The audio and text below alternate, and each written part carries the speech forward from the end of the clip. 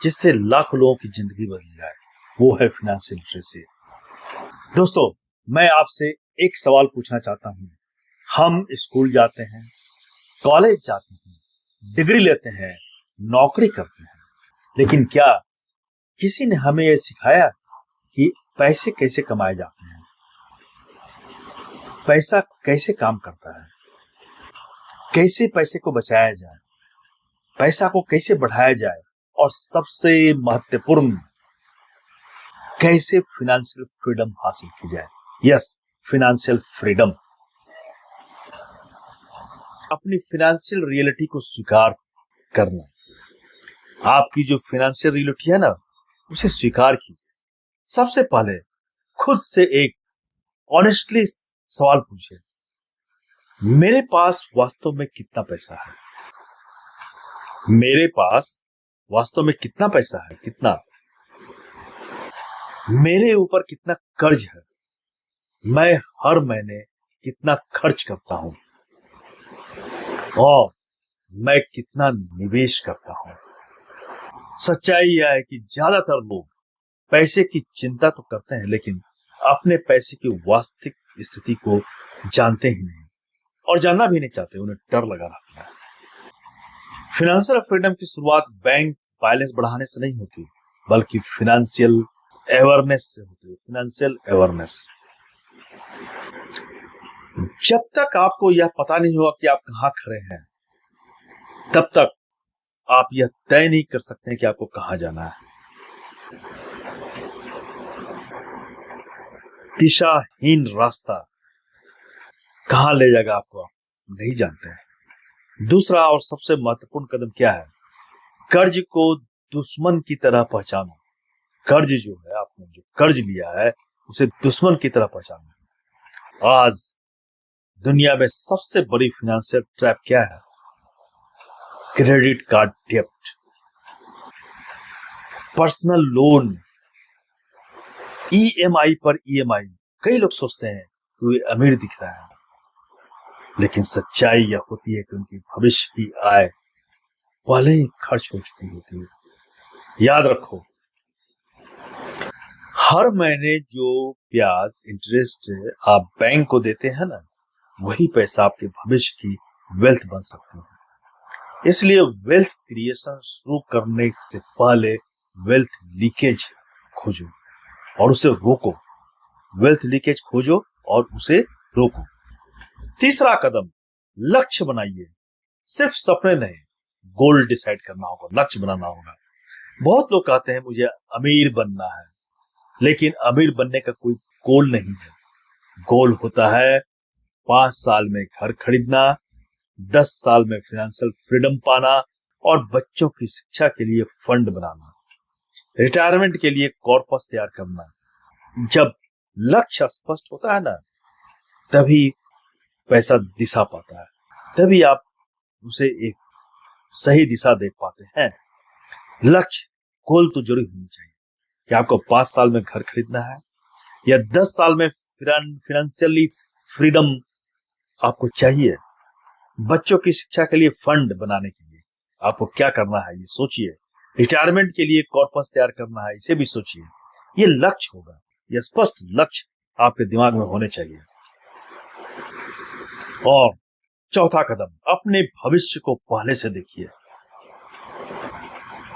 पहले से इमेजिन करो अपने भविष्य को।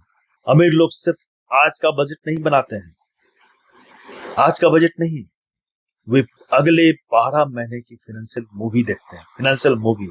सोचिए, अगले साल कौन कौन से बड़े खर्च आने वाले हैं, कौन कौन से। वेकेशन खर्च होगा, स्कूल फीस खर्च होगा, इंश्योरेंस खर्च होगा, कार रिपेयर खर्च होगा, मेडिकल एक्सपेंसेस खर्च होगा। अगर आप पहले से तैयारी करेंगे तो जीवन की मुश्किलें आपको फाइनेंशियली शॉक नहीं देगी, क्योंकि ये आती ही रहती है, आएंगी ही। जब आप इसे सोच कर रखेंगे ना और प्रॉपर प्लानिंग करेंगे ना, ये आपको शॉक नहीं करेगा। 5वां कदम, सिर्फ बचत से अमीर तुम नहीं बन सकते हो। यह एक कठोर सच्चाई है।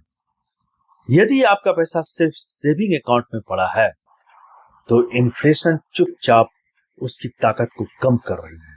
मान लीजिए आज 100 रुपये में जो चीज मिलती है, कुछ साल बाद वही चीज 130 रुपये या 150 रुपये में हो सकती है, मिलेगी आपको। यह यानी आपका पैसा बढ़ नहीं रहा है, बल्कि उसकी खरीदने की क्षमता घट रही है। छठा कदम, निवेश जल्दी शुरू कीजिए। लोग अक्सर कहते हैं ज्यादा पैसा होगा तब निवेश करेंगे, लेकिन सच्चाई बिल्कुल उल्टी है।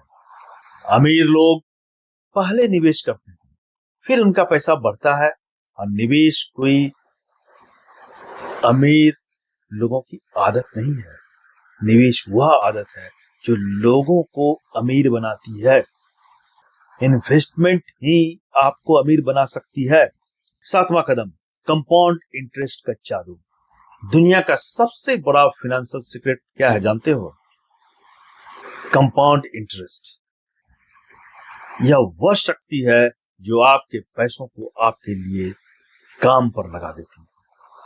यदि आप हर महीने थोड़ा थोड़ा इन्वेस्ट करते हो ना, तो समय के साथ आपका पैसा सिर्फ बढ़ता नहीं है, बल्कि तेजी से बढ़ना शुरू करता है। तेजी से बढ़ना शुरू करता है। और यही कारण है करोड़पति बनने वाले लोग अक्सर जल्दी शुरुआत करते हैं। आठवां कदम, अमीर दिखने और अमीर बनने में अंतर को समझिए।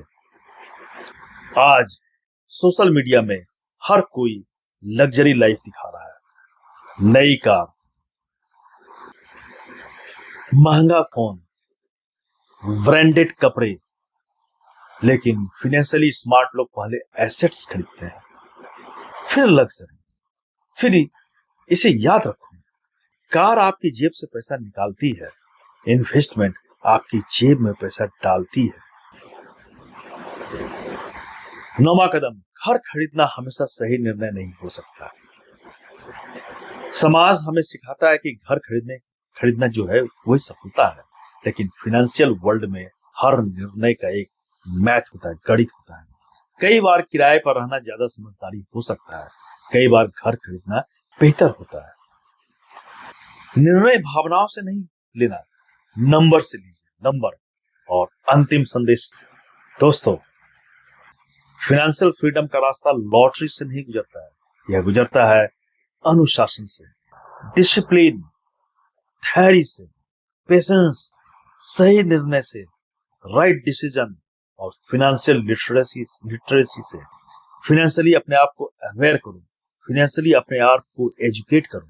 और याद रखो, पैसा कमाना आपको नौकरी सिखा सकती है, लेकिन पैसा बढ़ाना आपको खुद सीखना होगा।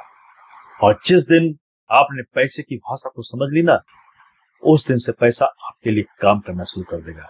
क्योंकि अमीर वह नहीं होता जो ज्यादा कमाता है, अमीर वह होता है जो अपने पैसे को समझदारी से बढ़ाना जानता है। यस, उसे एक्सपोनेंशियली बढ़ाओ, यही है समझदारी से पैसे को बढ़ाना।